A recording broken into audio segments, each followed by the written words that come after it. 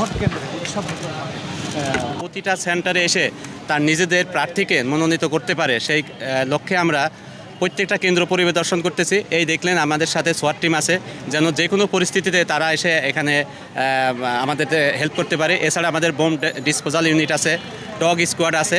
সমস্ত টিম নিয়ে আমরা প্রতিটা কেন্দ্রে নিশ্চিত নিরাপত্তা বজায় রাখার জন্য আমরা সার্বক্ষণিক কাজ করে যাচ্ছি। এছাড়াও বিভিন্ন চেকপোস্টে আমরা তল্লাশি কার্যক্রম পরিচালনা করতেছি, যেন কোনো দুষ্কৃতিকারী বা এরকম নাশকতা সৃষ্টিকারী কেউ যদি থাকে তারা যেন এইদিকে না আসতে পারে বা তারা ভোটাধিকার প্রয়োগে যেন কোনো বাধাগ্রস্ত না করতে পারে। এই জন্য আমাদের আইন শৃঙ্খলা রক্ষাকারী বাহিনীর পক্ষ থেকে প্রতিটা কেন্দ্র এবং বিভিন্ন পয়েন্টে তল্লাশি এবং বিভিন্ন আমাদের যে টিম আছে নিয়ে আমরা কার্যক্রম পরিচালনা করতেছি।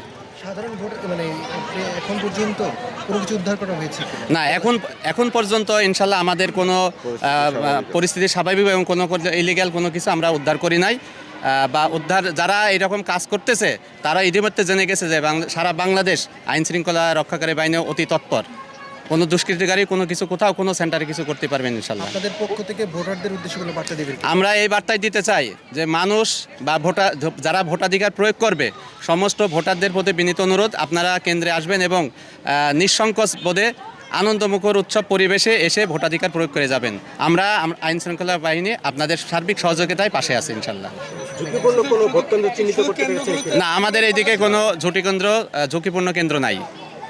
সব কেন্দ্রগুলো আমরা সিকিউরিটি রেখেছি এবং সাধারণ কেন্দ্র হিসেবে আমরা গণ্য করছি।